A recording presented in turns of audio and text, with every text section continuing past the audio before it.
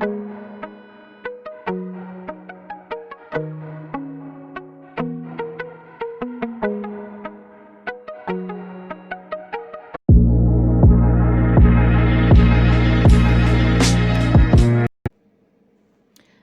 दोस्तों, एक बार फिर से स्वागत है आप सभी का आपके अपने चैनल टारगेट एट 1 पे। मैं हूं अमृता और आज इस टॉपिक पे हम बात करने जा रहे हैं वो है principle of the right to education act 2009 यानी कि आरटी एक्ट 2009 के बारे में। दोस्तों, इसके पहले पार्ट 1 में हमने बात की थी principle of the right to education act यानी कि आरटी एक्ट 2009 की इम्पॉर्टेंट नियमों के बारे में, और उसके साथ साथ हमने सारे महत्वपूर्ण बिंदुओं के ऊपर चर्चा की थी जो आपके एग्जामिनेशन पर्सपेक्टिव से बहुत ही ज़्यादा इम्पॉर्टेंट थी। इसके साथ साथ हमने सभी उद्देश्यों के बारे में भी बात करी थी कि आरटी एक्ट आखिर बनाया क्यों गया और इसके ओवरकम क्या निकल कर के आए और क्या शिक्षा में सुधार हुआ। और इसके अंतर्गत हमने बात करी थी कि आरटी एक्ट 2009 में क्या अमेंडमेंट किया गया यानी संशोधन करके एक नया नियम जोड़ा गया, उस नियम के बारे में भी हमने बात करी थी। ठीक है, और दोस्तों ये जो आरटी एक्ट 2009 है, तो दोस्तों ये आपके लिए जानना बेहद ही ज़रूरी है। यानी कि आरटी एक्ट 2009 जानना आपके लिए इसलिए इम्पॉर्टेंट है क्योंकि आपके यहाँ से डायरेक्ट क्वेश्चन आपके यूपी टेट, सी टेट और सुपर टेट में पूछे जाते हैं। इसके साथ साथ अगर आप भी तैयारी कर रहे हैं भविष्य में एक शिक्षक बनने की, तो एक सफल शिक्षक बनने के लिए आपको आरटी एक्ट 2009 जानना बेहद ही ज़रूरी है। तीसरी चीज़ कि अगर आप हमारे देश के एक अच्छे अभिभावक हैं, तो आपके अभिभावक के रहते क्या आपकी इम्पॉर्टेंट जो ड्यूटीज़ हैं और टीचर को आप किस रेस्पेक्ट में वहाँ पर देखते हैं, इन सारी चीज़ों के लिए भी आपको आरटी एक्ट 2009 जानना बेहद ही ज़रूरी है। तो दोस्तों, अगर आप भी हमारे साथ मिलकर according to syllabus super TET की तैयारी करना चाहते हैं या फिर यूपी टेट, सी टेट या टीचिंग किसी भी एग्ज़ाम की तैयारी करना चाहते हैं, तो ज़रूर जुड़े हमारे टेलीग्राम चैनल के साथ में, जिसका लिंक आपको डिस्क्रिप्शन बॉक्स में मिल जाएगा। और अगर आप टेट एग्ज़ाम से रिलेटेड वीडियोस लेना चाहते हैं तो ज़रूर सब्सक्राइब कीजिए हमारा यूट्यूब चैनल टारगेट एट 1। तो दोस्तों, ये तो थी जनरल सी इन्फॉर्मेशन आप सभी दोस्तों के लिए, जिसके द्वारा आप अपने तैयारी के क्षेत्र को और भी ज़्यादा व्यापक बना सकते हैं। चलिए अब चलते हैं आज के टॉपिक के ऊपर, यानी कि आज हम बात करने वाले हैं principle of the right to education act यानी कि आरटी एक्ट 2009 के बारे में। तो प्रीवियस वीडियो में हमने काफ़ी ज़्यादा डिटेल में डिस्कशन की थी, जिसपे हमने रूल्स के साथ साथ ऑब्जेक्टिव्स और उसके साथ साथ एम और important topics and important points जो आपके एग्जामिनेशन के पर्सपेक्टिव से इम्पॉर्टेंट थे, उन सभी को हमने कवर किया। यानी कि अगर आप प्रीवियस वीडियो देखते हैं तो आपका एक काफ़ी जो सॉलिड एरिया है वो तैयार हो जाता है आरटी एक्ट 2009 को लेकर के, क्योंकि हमने जितने रूल्स वहाँ पर थे उन सभी के आउटकम्स या क्या शिक्षा में सुधार हुए, उन सब नियमों को अप्लाई करके इसके बारे में भी हमने काफ़ी बृहद चर्चा करी है। ठीक है, तो अगर आपने हमारी प्रीवियस वीडियो नहीं देखी है, पार्ट 1 नहीं देखी है, तो प्लीज़ जा करके देख लीजिएगा प्लेलिस्ट में। ठीक है, और अगर आप हमारे पेज से जुड़ना चाहते हैं तो पेज में भी आपको वहाँ पे डिटेल्ड मिल जाएंगी कि क्या क्या चीज़ें थी जो शिक्षा से रिलेटेड थी, और आपके सुपर टेट, सी टेट और यूपी टेट से रिलेटेड जितनी भी इम्पॉर्टेंट चीज़ें हैं वो सभी आपको टेलीग्राम या फिर हमारे फेसबुक पेज पे अवेलेबल है, तो आप वहाँ पे जाकर भी हमसे अटैच हो सकते हैं, इंटरेक्ट कर सकते हैं। तो दोस्तों चलिए बढ़ते हैं आज के टॉपिक की तरफ जो है। तो चलिए दोस्तों, आज हम बात करने वाले हैं आरटी एक्ट 2009 से पूछे गए महत्वपूर्ण प्रश्न, यानी कि आज हम उन सभी प्रश्नों पे चर्चा करेंगे जो या तो आपके आरटी एक्ट से डायरेक्टली एग्जाम से पूछे गए हैं या पूरी उम्मीद है उन प्रश्नों को आपके एग्जाम से पूछे जाने की। तो दोस्तों, आज हम बात करने वाले हैं आरटी एक्ट 2009 से रिलेटेड इंपॉर्टेंट क्वेश्चन जो आपके एग्जामिनेशंस में आ चुके हैं। तो पहला प्रश्न है, शिक्षा अधिकार अधिनियम देश भर में कब लागू हुआ? तो क्वेश्चन आपसे पूछ रहा है, देखिए क्वेश्चन को सही तरीके से समझना ही आधे क्वेश्चन को आपका सॉल्व कर देता है। कैसे? क्वेश्चन आपसे पूछ रहा है कि पूरे देश भर में आरटी एक्ट लागू कब हुआ था, आपसे ये नहीं पूछा कि बना कब था या इसमें संशोधन कब हुआ। तो अगर आपने क्वेश्चन को ठीक तरीके से पढ़ा है तो क्वेश्चन का आंसर आप सभी को पता चल जाएगा। तो यहाँ पे जो आंसर है वो है 1 अप्रैल 2010। तो ऑप्शन में अगर 2010 दिया है तो बहुत ही अच्छा है, लेकिन अगर अप्रैल में दिया हुआ है तो आपको 1 अप्रैल पे टिक करना है। ठीक है, अगला प्रश्न है, निःशुल्क एवं अनिवार्य शिक्षा अधिकार अधिनियम को राष्ट्रपति द्वारा मंजूरी कब दी गई थी? तो आपको बताना है कि ये जब विधेयक पारित हुआ था तो राष्ट्रपति द्वारा ये मंजूरी कब दी गई थी आरटी एक्ट 2009 को। तो इसका उत्तर है अगस्त 2009। अगले प्रश्न को देखते हैं। अगला प्रश्न है, अधिनियम के विभिन्न नियमों को केंद्रीय मानव संसाधन मंत्रालय कपिल सिब्बल ने कब मंजूरी प्रदान की थी? तो अभी तो हमने देखा कि राष्ट्रपति जी ने कब मंजूरी दी थी। अब हम बात करते हैं कि एचआरडी में जो मिनिस्टर है यानी कि कपिल सिब्बल, उन्होंने इसको मंजूरी कब दी थी? तो इसका उत्तर है 13 फरवरी 2010। अगला प्रश्न है, निशुल्क एवं अनिवार्य शिक्षा अधिकार अधिनियम 2009 के अंतर्गत प्रारंभिक शिक्षा से क्या तात्पर्य है? तो आपको बताना है कि प्रारंभिक शिक्षा यानी कि एलिमेंट्री एजुकेशन से क्या तात्पर्य है आरटी एक्ट 2009 में। तो इसका उत्तर है दोस्तों, एलिमेंट्री एजुकेशन मीन्स होता है वो सारी एजुकेशन जो एक बच्चा ग्रहण करता है अपने प्रारंभिक वर्षों में, यानी कि जब तक वो किशोरावस्था में नहीं पहुंचता तब तक वो जो एजुकेशन ग्रहण करता है वो सारी होती हैं एलिमेंट्री एजुकेशन। तो एलिमेंट्री एजुकेशन बेसिकली कहा जाता है 1 से 5 तक की कक्षा को, यानी कि 1 से 5 कक्षा तक बच्चा जो भी शिक्षा ग्रहण करता है वो सभी प्रारंभिक शिक्षा मानी जाती है। लेकिन एक चीज़ इम्पॉर्टेंट ये भी है कि 6 से 8 तक की भी जो एजुकेशन थी इसे भी प्रारंभिक शिक्षा के अंतर्गत रखा गया है, क्योंकि आरटी एक्ट 2009 का एक विशेष नियम ये कहता है कि किसी भी बच्चे को 1 से 8 तक फेल नहीं किया जाएगा, न ही किसी कारण उसे रोका जाएगा। ठीक है, चाहे वो डॉक्यूमेंटेशन के बेसिस पे हो, चाहे एग्जाम्स के बेसिस पे हो, बच्चे को रोका तभी जाएगा जब बच्चा अपनी वार्षिक परीक्षा में किसी कारण असफल हो जाता है। तो बच्चे को फिर भी आरटी एक्ट 2009 में जो प्रावधान है उसके अनुसार बच्चे को 2 महीने का टाइम दिया जाता है, जिसपे टीचर्स बहुत ही ज़्यादा फोकस करते हैं बच्चे की एजुकेशन को और ज़्यादा बेटर बनाने में, और उसके 2 महीने बाद बच्चे से फिर परीक्षा ली जाती है ताकि बच्चे ने कितना इम्प्रूव किया ये देखने के लिए। और अगर तब भी बच्चा पास नहीं हो पाता तो बच्चे को वहाँ फेल माना जाता है। लेकिन 2 महीने से पहले यानी जब बच्चा पहली बार वार्षिक परीक्षा में फेल हो जाता है तो उसे ना फेल घोषित किया जाता है और ना ही पास। तो ये भी इम्पॉर्टेंट जो 2000 आरटी एक्ट 2009 था उसमें इम्पॉर्टेंट अमेंडमेंट के बाद ये एक्ट का जो प्रावधान था, ये जो नियम था उसमें चेंजेस किए गए थे। अगला प्रश्न देखते हैं, शिक्षा का अधिकार अधिनियम कानून में शिक्षा का अधिकार कानून किस राज्य पर लागू नहीं किया गया था? तो इसका आंसर है जम्मू कश्मीर। तो दोस्तों फिलहाल ये जो आंसर है ये यहाँ पे इनकरेक्ट हो जाता है, क्योंकि ये जो क्वेश्चन है पुराने साल का है। ठीक है, और ये तब ये क्वेश्चन पूछा गया था जब जम्मू कश्मीर जो राज्य है उसको अन्य राज्यों की तरह सामान्य राज्य का दर्जा नहीं प्राप्त था। लेकिन आपको पता है कि जम्मू कश्मीर को अब एक सामान्य राज्य का दर्जा दिया जा रहा है, तो वहाँ पे भी राइट टू एजुकेशन एक्ट जो है वहाँ पर भी लागू होता है। अगला प्रश्न है, निःशुल्क और अनिवार्य शिक्षा का अधिकार यानी कि आरटी एक्ट 2009 की किस धारा से संबंधित है? तो दोस्तों ये जो धारा के जो प्रश्न है ये आपके प्राइमरी लेवल पे इम्पॉर्टेंट नहीं है, ये जूनियर लेवल पे इम्पॉर्टेंट है। तो अगर आप 1 से 5 की प्रिपरेशन कर रहे हैं सुपर टेट की, तो आप हमारे प्रीवियस वीडियो को ज़रूर देखें जो है पार्ट 1।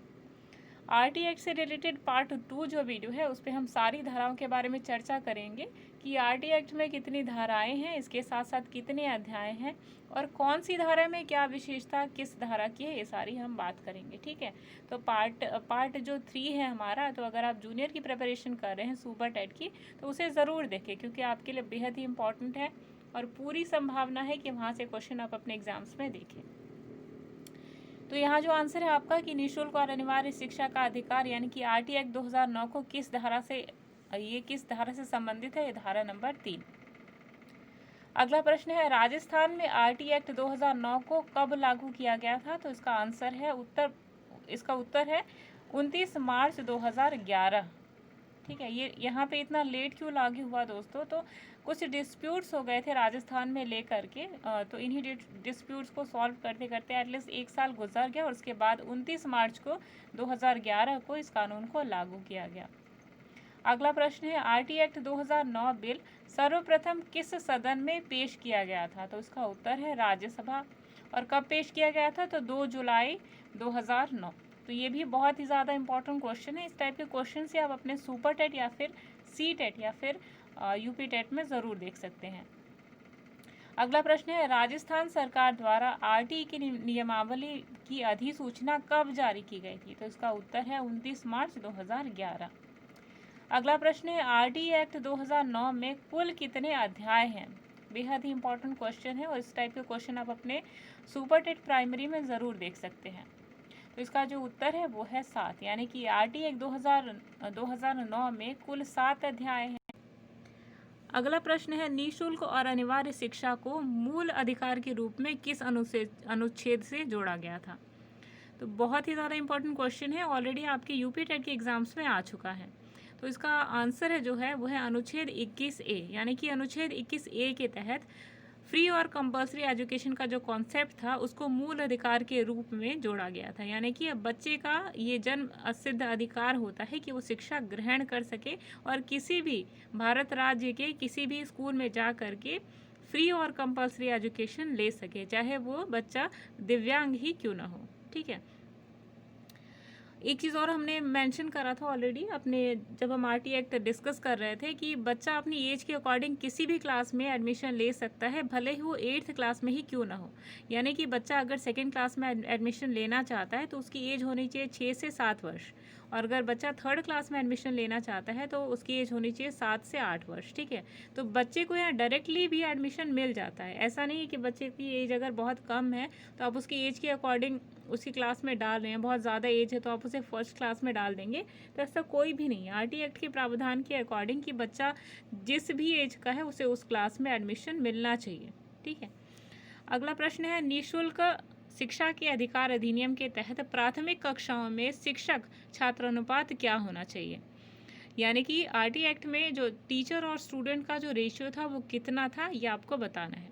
तो यहाँ पे जो करेक्ट आंसर है वो है 1:30, यानी कि अगर किसी कक्षा में 30 बच्चे हैं तो उसके ऊपर 1 टीचर होगा, और अगर 60 बच्चे हैं तो टीचर होंगे 2, और अगर 90 बच्चे हैं या 60 और 90 के बच्चे में या 61 से 90 के बीच में अगर स्टूडेंट्स की संख्या है तो वहाँ पे 3 टीचर होंगे।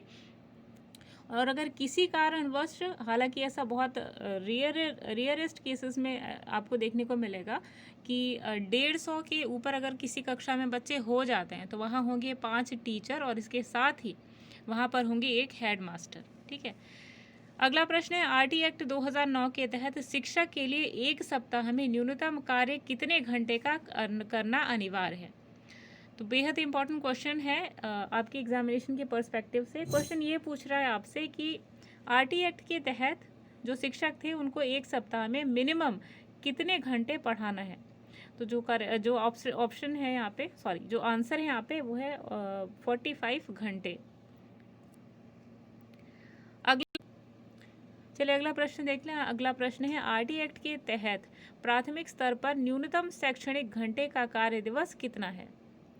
तो दोस्तों इसका आंसर है 80 घंटे और 200 मिनट। क्वेश्चन आपसे पूछ क्या रहा है, आपको कंफ्यूज बिल्कुल भी नहीं होना है। क्वेश्चन ये पूछ रहा है कि एक टीचर को एक साल भर में कितने घंटे पढ़ाना है और कितने दिन पढ़ाना है। ठीक है, तो ये आपसे पूछा जा रहा है।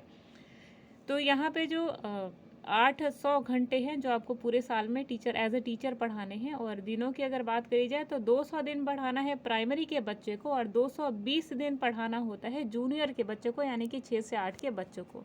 अच्छा, जो घंटे की बात करी जाए तो जूनियर के बच्चे पढ़ेंगे 1000 घंटे, और दिन कितने पढ़ेंगे? 220 दिन पढ़ेंगे। यानी कि एक टीचर को एज अ टीचर आपको प्राइमरी में इतना दिन आपका वर्किंग डे है, और मिडिल जो स्कूल में अगर आप एज ए टीचर जाते हैं तो आपको 1000 और 220 दिन काम करना होगा। ठीक है, 1000 घंटे और 220 दिन।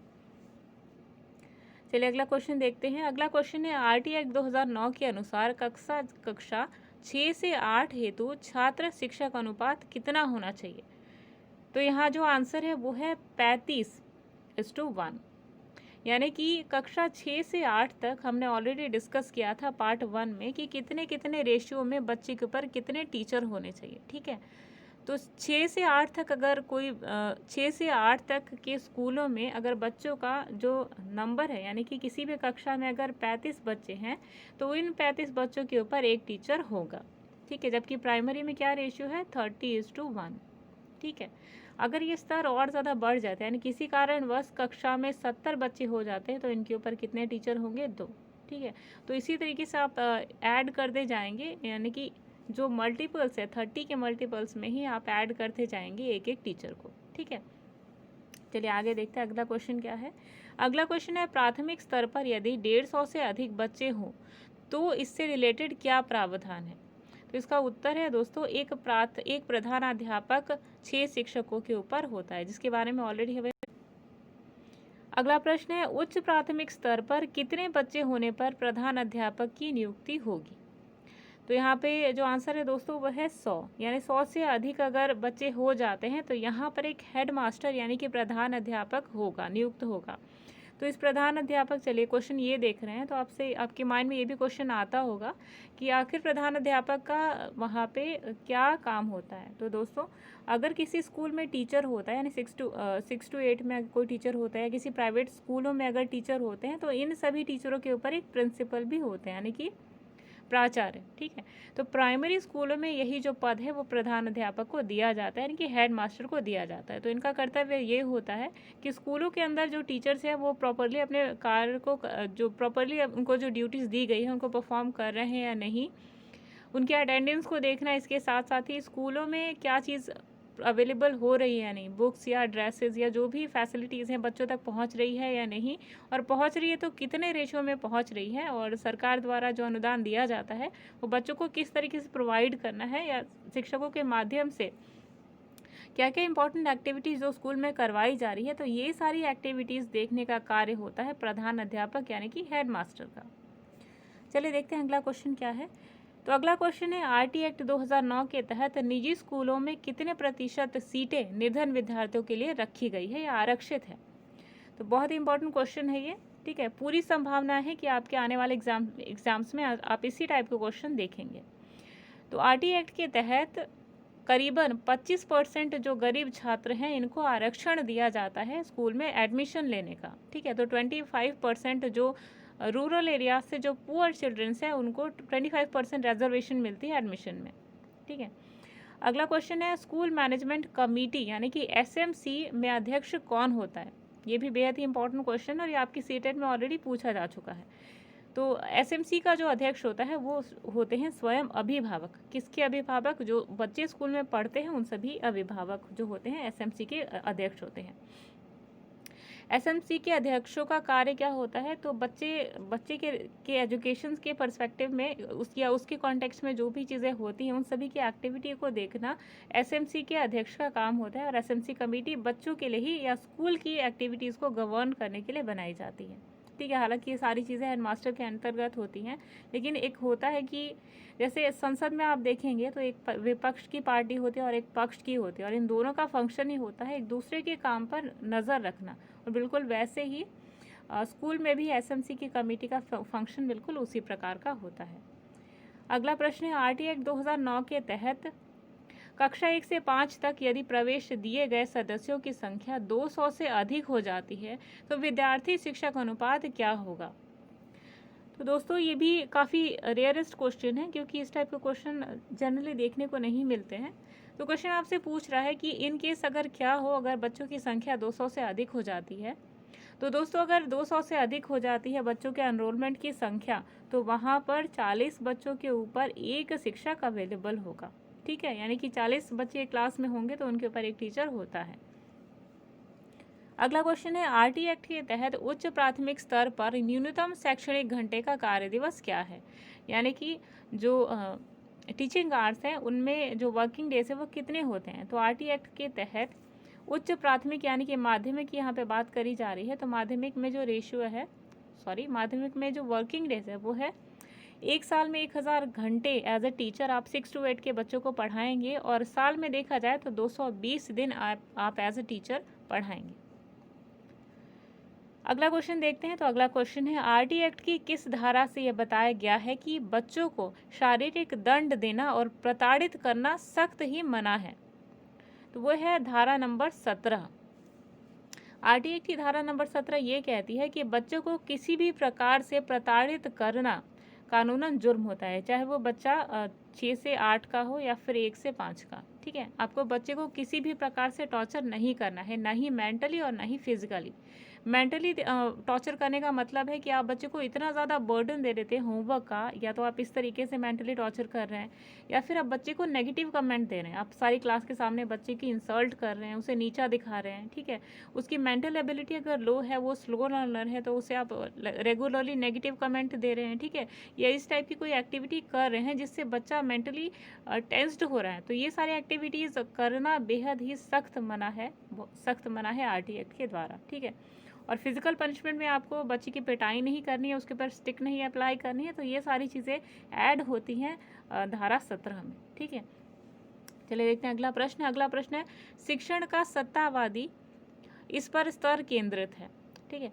तो ये इसका आंसर है शिक्षक केंद्रित। तो शिक्षक जो होता है सत्तावादी मीन्स होता है दोस्तों जो ऑटोक्रेटिक जो क्लास होती है, यानी कि जो टीचर, ऐसा क्लासरूम जिसमें बच्चे सिर्फ सुनते हैं और टीचर ही सारी चीज़ें पढ़ाता है। और बेसिकली ये चीज़ें आप प्राइमरी में देखेंगे, लेकिन हालांकि शिक्षा की जो व्यवस्था है उसमें बदलाव के कारण ये भी अब चेंज हो चुका है, क्योंकि टीचर अब वहाँ पर एज अ फैसिलिटेटर काम करता है।